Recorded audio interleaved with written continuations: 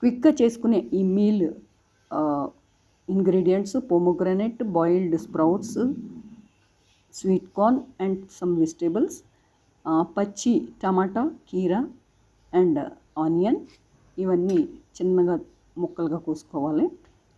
Half అవకాడోని paste లాగా mash చేసి పెట్టుకోవాలి. కొత్తిమీర, పచ్చిమిర్చి, పుదీనాని మగ్గబెట్టేసి గ్రైండ్ చేసుకుని దాన్ని పేస్ట్లా చేసి పెట్టుకోవాలి. ఉప్పు, కొంచెం తురిమిన ఉసిరికాయ. సో ఇవన్నీ కూడా మనం ముందు రెడీ చేసుకున్నాక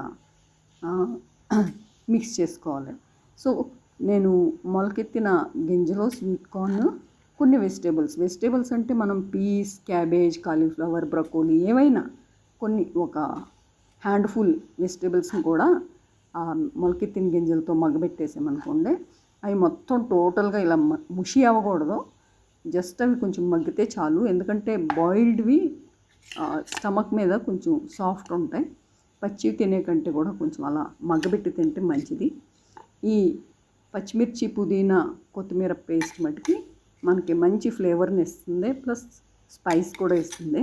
అది మీ టేస్ట్కి తగ్గట్టుగా దాన్ని బ్యాలెన్స్ చేసుకోవచ్చు. ఈ ఉల్లిపాయ ముక్కలు అయితే మంచి క్రంచీనెస్ ఇస్తాయి. అవకాడో పేస్ట్ ఏమో మనకి ఒక క్రీమీనెస్ ఇస్తుంది. దీనికి కొంతమందికి పెరుగులో ఇష్టం ఉండవు కదా, వాళ్ళకి ఈ అవకాడో పేస్ట్ దానికి రిప్లేస్మెంట్. అవకాడో లేనప్పుడు మీరు హంగ్ కర్డ్ తీసుకోవచ్చు. హంగ్ కర్డ్ని తీసుకుని ఒక 2 స్పూన్స్ దీంట్లో మిక్స్ చేసుకోవచ్చు. సో దీంట్లో కొంచెం నిమ్మకాయ రసం పిండితే చాలు, మంచి సలాడ్ లాగా ఒక మీల్ రెడీ అయిపోతుంది.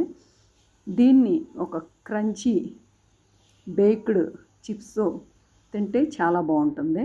యాజ్ ఇట్ ఈస్గా కూడా తినేసేయచ్చు, కానీ మనం కొంచెం కార్బ్స్ యాడ్ చేసుకోవాలి అనుకుంటే బేక్డ్ చిప్స్ నేను ఇంట్లోనే తయారు చేశాను. మల్టీగ్రెయిన్ ఆటా ప్లస్ మల్టీగ్రెయిన్ ఆటా కూడా కాదు, పిండిలు, రకరకాల పిండిలు, గోధుమ పిండి లేదు, రకరకాల పిండిల్లో శనగపిండి కలిపి నువ్వులు, వాము, జీలకర్ర, కొంచెం కారం వేసి వాటిని కొంచెం వెన్నేసి బేక్ చేసా.